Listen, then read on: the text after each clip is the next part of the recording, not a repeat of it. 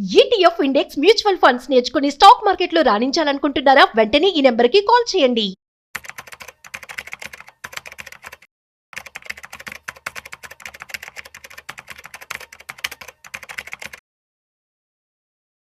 రిటైర్మెంట్‌కి దగ్గర అవుతున్న వాళ్ళు, అదేవిధంగా రిటైర్డ్ అయిపోయిన వాళ్ళందరూ కూడాను ఎలా పెట్టుబడి పెట్టుకోవాలి? డబ్బుల్ని ఎలా సేవ్ చేసుకోవాలి? దీనికి సంబంధించి మరింత సమాచారం ఇవాళ మనతో చెప్పడానికి సర్టిఫైడ్ ఫైనాన్షియల్ ప్లానర్ మాధవిరెడ్డి గారు ఉన్నారు. సో వారి మాటల్లో మరింత సమాచారం అది తెలుసుకుందాం. హాయ్, హలో, నమస్తే, వెల్కమ్ టు సుమన్ టీవీ. నేను మీ Rajeev Pasupuleti. So let's start. So hi ma'am, నమస్తే. నమస్తే అండి. యా మ్యామ్, ఎలా ఉన్నారు? గుడ్ అండి. యా, ఈ క్వశ్చన్ ఏంటంటే, సో ఆల్రెడీ రిటైర్డ్ అయిపోతున్నారు. అప్పటికే యాక్చువల్లీ మనం చెప్పే ఐడియాస్ అన్ని కూడాను అప్పటికి వాళ్ళు ఎంజాయ్ చేయడానికి. కానీ ఇప్పుడు చాలా మంది కూడాను ప్రాపర్ మేబీ సేవింగ్స్ ఆ టైంలో కుదరకపోవచ్చు. Whatever it is, retirement అయ్యే టైంకి మనం చూసినటువంటి సొసైటీని బట్టి ఇప్పుడు వాళ్ళు సేవ్ చేయాలని చెప్పి అనుకుంటున్నారు. సో సీనియర్ సిటిజన్స్ అని చెప్పి మనం అనుకోవచ్చు. వీళ్ళకి ఎటువంటి స్కీమ్స్ ఉన్నాయి, వారి డబ్బులు ఎలా సేవ్ చేసుకోవచ్చు? షూర్ అండి. అంటే నేను చాలా అంటే like we use to take counselling. ఒక 2 years లో రిటైర్మెంట్ అయిపోతున్న పెద్ద పెద్ద ఆర్గనైజేషన్స్ లో వాళ్ళకి మేము కౌన్సిలింగ్ ఇచ్చేవాళ్ళం. సో ఎలా రిటైర్మెంట్, ఎలాంటి స్ట్రాటజీస్ అప్లై చేయాలి, ఎలాంటి ప్రోడక్ట్స్ ఉన్నాయి. ఇదేంటంటే రిటైర్మెంట్ అయిన తర్వాత ఆలోచించేది కాదండి. ఒక 2-3 years ముందే ఇక మీరు రిటైర్ అయిపోతున్నారు, ఒక అంటే మీ రిటైర్మెంట్ 60 అనుకోండి, మీరు 57 నుండే 55 నుండే ఆ మోడ్ లో ఉండాలి. అలానే మీరు 65కి రిటైర్ అవుతున్నారు, 62కి రిటైర్ అవుతున్నారు అంటే 58 years నుంచి మీరు ఆలోచించడం మొదలు పెట్టాలి. అప్పుడైతేనే మనం పెర్ఫెక్ట్ ల్యాండింగ్ అనేది జరుగుతుంది. అయిపోయిన తర్వాత మనం ఆలోచించి స్ట్రాటజీస్ తీసుకోవడం కన్నా.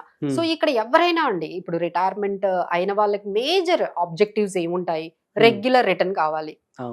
రెగ్యులర్ గా పెన్షన్ లాగా. ఇప్పుడు పెన్షన్ సిస్టమ్ లేదు. సో ఇప్పుడు అందరూ కూడా అన్ని ఆర్గనైజేషన్స్ కూడా లంసమ్స్ ఇచ్చేస్తున్నాయి.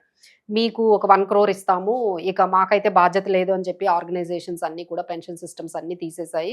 మీరు బయటకు వచ్చేటప్పుడు మీ పీఎఫ్లు కానీ, మీ పీఎఫ్ అమౌంట్లు కానీ, లేకపోతే మీ గ్రాట్యుటీలు కానీ, ఇలాంటి అమౌంట్ అంతా కూడా మీకు ఒక లంసంగా ఇచ్చేసి రిటైర్మెంట్ ఫంక్షన్ చేసి పంపించేస్తున్నారు. So then that is your responsibility. మీకు వచ్చిన ఈ 70 లక్షలు కానీ 1 crore కానీ ఎలా ఇన్వెస్ట్ చేసుకుంటారు, ఎలా మీరు ప్రొటెక్ట్ చేసుకుంటారని మీ మీదే వదిలేస్తున్నారు. సో ఇది ఒకటి. అంటే అందరికీ ఛాలెంజింగ్ ఏంటంటే ఈ అమౌంట్ ని ప్రొటెక్ట్ చేసుకుంటూ రెగ్యులర్ ఇన్కమ్ ని ఎలా తెచ్చుకోవాలి. సెకండ్ ఏంటంటే సేఫ్టీ. కంపల్సరీ ఏంటంటే ఈ అమౌంట్ అనేది ఇంకా వాళ్ళకి లైఫ్ లాంగ్ ఉండాలి కదండి. సో ఎంత సేఫ్టీగా దాన్ని చూసుకోవాలి, ప్రొటెక్షన్ అనేది ఎంత ఇంపార్టెంట్. ఆ ఏజ్ వాళ్ళు మళ్ళీ ఇంకా ఎర్నింగ్ కెపాసిటీ కూడా ఉండదు కదా వాళ్ళకి. సో ఈ అమౌంటే అప్ టు 60 years నుంచి ఇప్పుడు లైఫ్ స్పాన్ 80-85 కూడా ఉంటున్నారండి. సో ఈ 1 crore 20-25 years వరకు ఎలా పెట్టుకోవాలి, ఎక్కడ పెట్టుకోవాలి అనేది అనదర్ ఛాలెంజ్ అనేది మనకు కనిపిస్తుంది. ఇంకోటి ఏంటంటే అన్నిటికన్నా పెద్ద ఛాలెంజ్ ఏంటంటే ఇన్ఫ్లేషన్ అండి. సో ఇన్ఫ్లేషన్ ఎవ్రీ ఇయర్ పెరిగిపోతుంది. అసలు మాకే అంటే మేము ఎక్కువగా క్లయింట్స్ ని మీట్ అవుతుంటే, మేడం మేము 40-45 years ఉన్నప్పుడు కూడా మాకు అంత ఖర్చు అవ్వట్లేదు, ఎప్పుడైతే రిటైర్మెంట్ అయ్యామో ఖర్చు చాలా ఎక్కువ అయిపోతుంది. మేబీ హెల్త్ రీజన్స్ గానీ, లేకపోతే మీరు కంఫర్ట్ జోన్ లో ఉంటారు కదండి. 60 years తర్వాత మూవ్మెంట్స్ కూడా తక్కువ ఉంటాయి. యూ వాంటెడ్ హ్యావ్ డ్రైవర్, మీ ఇంట్లో పని వాళ్ళు కావాలనుకుంటారు. సో ఏంటంటే ఒక్కసారిగా మీ లైఫ్ స్టైల్ అనేది మారుతుంది, ఎక్స్పెన్సివ్ అయిపోతుంది. సో ఎవరికైనా హెల్ప్ చేయాలనుకోవడము, ఇలాంటివి చాలా రెస్పాన్సిబిలిటీస్ చాలా అందరూ ఎక్స్పెక్ట్ చేస్తూ ఉంటారు. సో దీని వల్ల ఏమవుతుందంటే మీ ఎక్స్పెన్సెస్ కూడా కొంచెం పెరుగుతాయి. అంటే చాలా మంది ఏమనుకుంటారంటే మనం రిటైర్మెంట్ అయిన తర్వాత చాలా మనీ తగ్గిపోతుంది, మనకు అంత అవసరం ఉండదేమో అనుకుంటారు. బట్ ఇది చాలా రివర్స్ అండి. మీకు రిటైర్మెంట్ అయిన తర్వాతే చాలా ఎక్స్పెన్సివ్ గా అనిపిస్తుంది లైఫ్. మీరు ఎక్కడికి వెళ్ళాలన్నా మీరు డ్రైవ్ చేసుకుని వెళ్ళిపోలేరు, నడుచుకొని వెళ్ళిపోలేరు. అంటే like you have to have some kind of support ఉండాలి. తర్వాత కంఫర్ట్ గా ఉండాలి అనుకుంటారు కదండి. సో ఇదంతా కంఫర్ట్ రావాలి అంటే ఈజ్ వెరీ ఎక్స్పెన్సివ్. సో ఇంకొక పెద్ద ఛాలెంజ్ ఏంటంటే లైఫ్ స్పాన్ అండి. సో 85 years కూడా ఉంటున్నారు, 80 years ఉంటున్నారు. సో యావరేజ్ పెరిగిపోయింది, లైఫ్ స్పాన్ పెరిగిపోయింది. సో మీరు రిటైర్మెంట్ అయిన తర్వాత 25 years సర్వైవ్ అవ్వాలంటే ఇట్స్ నాట్ సో ఈజీ అండి. ఎంతో మీరు ప్లాన్ చేసుకుంటే తప్ప మీరు పోస్ట్ రిటైర్మెంట్ అనేది ఫ్రూట్ఫుల్ గా మనము వెళ్ళలేము. ఆ తర్వాత ఈ జాయింట్ ఫ్యామిలీ సిస్టమ్ కూడా మన దగ్గర పోయిందండి. అంటే అప్పట్లో కిడ్స్ అందరూ కూడా వీళ్ళని చూసుకునే వాళ్ళు, లేకపోతే వాళ్ళకి ఫైనాన్షియల్ సపోర్ట్ ఉండేది, ఎకనామికల్ సపోర్ట్ ఉండేది, తర్వాత ఎమోషనల్ సపోర్ట్ ఉండేది. ఇవి కూడా తగ్గిపోయాయి కదండి. So almost all these challenges ని మనం బేర్ చేయాలి అంటే ఒక 5 years ఎవరైతే మీరు రిటైర్మెంట్కి వచ్చేసారో మీరైతే కొంచెం ముందుగానే ఆలోచించాలంటే దానికి కొంచెం ఒక స్ట్రాటజీ అయితే మేము చెప్తాము. ఎగ్జాంపుల్ మీ దగ్గర ఒక 1 crore ఉన్నాయనుకోండి, దాన్ని మనం 3 parts లో డివైడ్ చేయాలి. ఓకే, అంటే 60 నుంచి 65 వరకు, 65 నుంచి 70, 70 to 80. సో ఫస్ట్ మీరు ఏదైతే ఈ 60 నుంచి రిటైర్ అయితే 65 వరకు మీకు ఒక 10 lakhs కావాలి, లేదు ఒక 6 lakhs కావాలి. మీ లైఫ్ స్పాన్ మీకు ఏదైతే ఎక్స్పెండిచర్ ఉంటుందో, ఎగ్జాంపుల్ నాకు నెక్స్ట్ 5 years వరకు ఒక 10 lakhs లేకపోతే ఒక 20 lakhs కావాలి అంటే ఆ అమౌంట్ని ఎటువంటి రిస్క్ లేని ఒక లిక్విడ్ దాంట్లో పెట్టుకోవాలండి. అస్సలు అంటే ఎటువంటి రిస్క్ ఉండకూడదు, లిక్విడిటీ బాగుండాలి. లైక్ మీరు FDs లో పెట్టుకోవచ్చు, లేకపోతే లిక్విడిటీ ఫండ్స్ ఉన్న mutual funds, money market mutual funds లో పెట్టుకోవచ్చు. అంటే any time you can take the money out. అలాంటి కొంత అమౌంట్ ఎవ్వరు మెయింటైన్ చేయాలి. లిక్విడిటీ అనేది ఈ ఏజ్ లో మనకి చాలా అవసరం అవుతూ ఉంటుంది. వాళ్ళకి రిటైర్మెంట్ టైంలో ఎప్పుడు అవసరం ఉంటుందో తెలియదు కాబట్టి ఒక 20 lakhs వరకు వాళ్ళు అలాంటి లిక్విడ్ ఆప్షన్స్ లోని మీరు పెట్టుకోవాలండి. ఆ తర్వాత అంటే ఇంకా మీరు 65 వరకు వచ్చేసారు, 65 నుంచి 70 ఈ 5 years కి సంబంధించిన అమౌంట్ ఏదైతే ఉందో, అంటే అరౌండ్ 30 lakhs 40 lakhs ఉందో, అది మీరు కొంచెం డెట్ ఫండ్స్ లో పెట్టుకోవచ్చు. అంటే బ్యాలెన్స్డ్ ఫండ్స్ కానీ, అంటే రిటర్న్స్ కూడా రావాలి.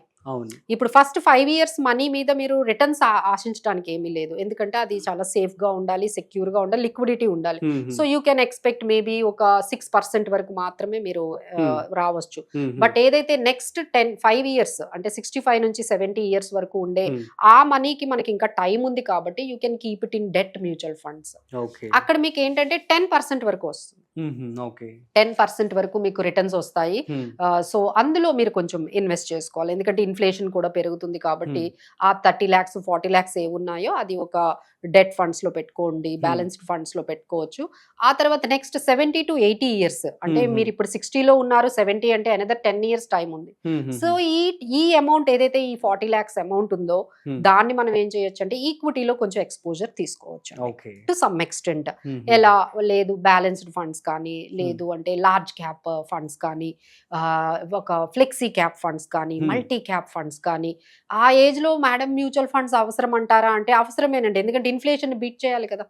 ఇన్ఫ్లేషన్ బీట్ చేయాలి అంటే మీరు ఈ విధంగా చేశారంటే 1 crore అనేది ఆఫ్టర్ 20 years తర్వాత దాని వాల్యూ 20 lakhs కూడా ఉండదు, వాల్యూ పడిపోతుంది ఇన్ఫ్లేషన్ వల్ల. సో మీరు ఇలా దాన్ని అలానే పెట్టారనుకోండి, అది మీకు వాల్యూ అనేది పడిపోతూ ఉంటుంది. సో కొంచెం రిటర్న్స్ ని కూడా మేనేజ్ చేసుకోవాలండి, ఎందుకంటే life span is always 25 years కాబట్టి కొంత. అందుకనే మేము చెప్పాము, ఉన్న 1 crore ని మీరు 3 parts చేసుకొని ఒక 20% పార్ట్ ని మీరు లిక్విడ్, ఒక 30-40% పార్ట్ ని మీరు డెట్ సంబంధించిన మ్యూచువల్ ఫండ్స్ లో కానీ డెట్ ఫండ్స్ లో పెట్టుకోవచ్చు. Where you can get 10% returns. ఇంకా మిగతాది ఏదైతే ఉందో ఒక 12% రిటర్న్స్ ఈక్విటీ ఓరియంటెడ్ వాటిల్లో కూడా మీరు పెట్టుకుంటే definitely you can sale through. అంటే ఒకవైపు సేఫ్టీ, ఒకవైపు రిటర్న్స్, లిక్విడిటీ అన్నీ కూడా మీకు వస్తాయండి. ఇంక ఇవి కాకుండా మనకి చాలా ఆప్షన్స్ ఉన్నాయండి, అంటే సీనియర్ సిటిజన్ సేవింగ్ స్కీమ్స్ ఉన్నాయి, అందులో మనము పెట్టుకోవచ్చు. అలానే LIC వయో వందన యోజన ఉంది, ప్రధాన్ మంత్రి వయో వందన యోజన ఉంది, బ్యాంక్ ఫిక్స్డ్ డిపాజిట్స్ కూడా ఉన్నాయి, పోస్ట్ ఆఫీస్ మంత్లీ స్కీమ్స్ ఉన్నాయి. ఇలాంటి చాలా ఆప్షన్స్ ఉన్నాయండి. బట్ ఏంటంటే ఎంత అమౌంట్ ఎప్పుడు పెట్టుకోవాలి, ఎంత టైంకి పెట్టుకోవాలి అనేది ఒక స్ట్రాటజీ అనేది అప్లై చేసుకుంటే బెటర్ గా ఉంటుందండి. బట్ ఐ నో మేము చెప్పినంత ఈజీ అయితే కాదు, ఎందుకంటే every client has its own challenges. Health పరంగా కానీ, కొంతమందికి హోమ్ లోన్స్ ఇంకా ఉంటాయండి రిటైర్ అయిన తర్వాత కూడా. So there are many clients who are having loans to pay. EMIs ఉంటాయి, తర్వాత వాళ్ళ పిల్లలకి ఎడ్యుకేషన్ లోన్స్ తీసుకుంటారు, వీళ్ళే పే చేస్తూ ఉంటారు ఈఎంఐస్. సో వాళ్ళు రిటైర్ అయినా ఇంకా ఈఎంఐలు కడుతూ ఉంటారండి. సో ఇలాంటి సిచ్యువేషన్స్ ఉండొచ్చు. సో బెటర్ ఏంటంటే ఒక ఫైనాన్షియల్ ఎక్స్పర్ట్స్ ని మీరు సంప్రదించి వాళ్ళతో మాట్లాడి వాళ్ళకి ఎలాంటి కస్టమైజ్డ్ స్ట్రాటజీస్ బాగుంటాయో సీనియర్ సిటిజన్స్ మాట్లాడి అప్పుడు డెసిషన్ తీసుకుంటే బాగుంటుందండి. Super ma'am, thank you so much. So guys, అర్థమైంది కదా, ఎవరైతే రిటైర్డ్ అయ్యారో అవుతూ ఉన్నారో వాళ్ళు ప్రాపర్ స్టడీ అయితే చేసుకోండి, మీ ఫ్యూచర్కి ఇన్వెస్ట్మెంట్ చేసుకోండి. సో మరొక ఇంట్రెస్టింగ్ కాంటెంట్తో మళ్ళీ కలుద్దాం. అంతవరకు చూస్తూనే ఉండండి సుమన్ టీవీ.